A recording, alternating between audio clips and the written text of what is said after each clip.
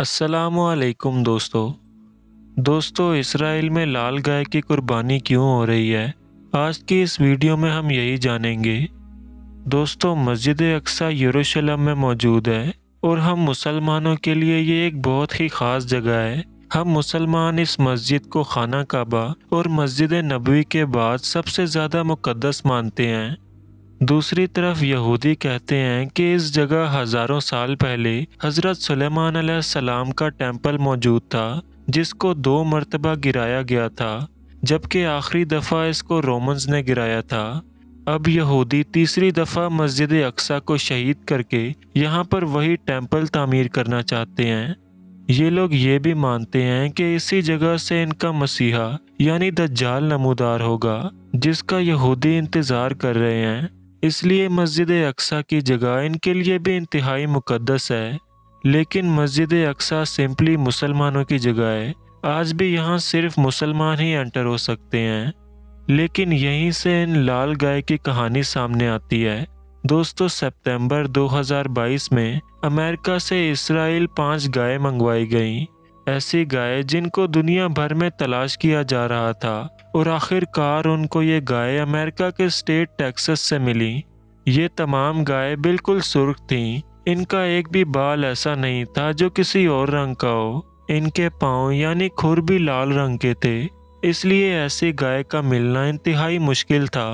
ان گائے کو ریڈ ہیفرز کہا جاتا ہے۔ ایسی گائے جنہوں نے کبھی کسی بچے کو پیدا نہیں کیا اور نہ ہی ان سے کبھی دودھ نکالا گیا۔ ہر گائے کی قیمت $1,00,000 تک تھی۔ لیکن اسرائیل میں موجود یہودی آخر اس گائے کو کیوں ڈھونڈ رہے تھے؟ تو جیسا کہ میں نے بتایا کہ یہودی مسجد اقصی کی جگہ ایک ٹیمپل بنانا چاہتے ہیں۔ لیکن دوستو یہاں یہودیوں سے زیادہ ہم زائنسٹ کا لفظ استعمال کریں تو وہ زیادہ بہتر ہوگا۔ ایک عام یہودی کو تو شاید اس کی اتنی فکر بھی نہ ہو، لیکن جو یہودیوں کی نیشنلسٹ موومنٹ ہے، جو یہ سارے کام پلان کرتے ہیں، انہیں زائنسٹ کہا جاتا ہے۔ دوستو انہی کے مطابق اس ٹیمپل کو تعمیر کرنے کے لیے ان کو پیور یعنی پاکیزہ ہونا پڑے گا۔ اب ان کی کتابوں میں اس پاکیزگی کو حاصل کرنے کا طریقہ کچھ یہ لکھا ہے۔ انہیں لال گائیں چاہیے ہوں گی، ایسی گائیں جو سر سے پاؤں تک بالکل لال ہوں، ان میں کوئی خرابی نہ ہو، اور ذبح کرتے ہوئے ان کی عمر 3 سال ہو۔ یہ لوگ ان کاؤس کو ذبح کر کے ان کو جلا کر ان کی راکھ کو پانی میں ملائیں گے اور خود کو پاکیزہ کریں گے، اور اس کے بعد جا کر مسجد اقصی کی جگہ ٹیمپل تعمیر کریں گے۔ دوستو اس کے لیے انہوں نے ایک سٹرکچر بھی تیار کر لیا ہے جہاں یہ سب کچھ ہوگا۔ انہوں نے اس ٹیمپل کا ایک ماڈل بھی تیار کیا ہوا ہے۔ ان کاؤس کو ذبح کرنے کے لیے ٹولز بھی بنا لیے گئے ہیں، جیسا کہ ہیرے کی چھری وغیرہ، یعنی انہوں نے اپنی تمام تیاریاں پوری کر رکھی ہیں۔ دوستو رپورٹ سے یہ بھی پتہ چلا ہے کہ زائنسٹ پہلے سے ہی مسجد اقصی کی بنیادوں کو کمزور کر رہے ہیں تاکہ بعد میں یہ اس کو آسانی سے شہید کر سکیں۔ ان کو بس یہ لال گائے چاہیے تھیں جو اب ان کو مل چکی ہیں۔ یہ تک کہا جا رہا ہے کہ اگلے مہینے یعنی اپریل میں یہ شاید ان لال گائے کو ذبح کر دیں، جس کا مطلب یہ ہوگا کہ یہ اس کے بعد مسجد اقصی کو شہید کرنے کی کوشش کریں گے، وہ جگہ جو ہم مسلمانوں کے لیے بہت زیادہ مقدس ہے۔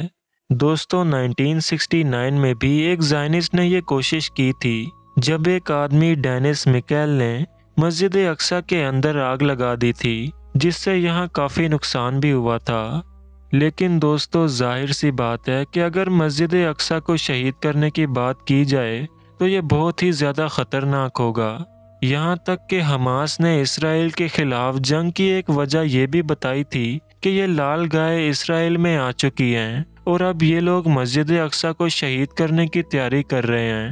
لیکن دوستو آپ سوچیں کہ اگر ان لوگوں نے مسجد اقصی کو شہید کرنے کی کوشش کی، ایسی جگہ جو مسلمانوں کے لیے بہت ہی زیادہ مقدس ہے، تو اس کا انجام کتنا خطرناک ہوگا۔ یہاں تک کہ دنیا بھر میں جنگ بھی شروع ہو سکتی ہے۔ اس پر 2 ارب مسلمان اپنا ری ایکشن دیں گے۔ اسرائیل حکومت پر آلریڈی بہت پریشر ہے، اور شاید یہ ابھی مسجد اقصی کو شہید کرنے کا پلان نہ بنائیں۔ یہ بھی کہا جا رہا ہے کہ ان کاؤس کو ابھی ذبح نہیں کیا جائے گا کیونکہ ان کے کچھ لوگ مانتے ہیں کہ گائے کی ایج 3 سال سے زیادہ بھی ہو سکتی ہے، لیکن آگے جو بھی ہوگا وہ تو اللہ تعالیٰ ہی جانتے ہیں۔ دوستو امید ہے آپ کو اس ویڈیو سے بہت کچھ جاننے کو ملا ہوگا۔ آپ سے گزارش ہے کہ چینل کو سبسکرائب کر کے نوٹیفیکیشن بیل کو آن کر لیں۔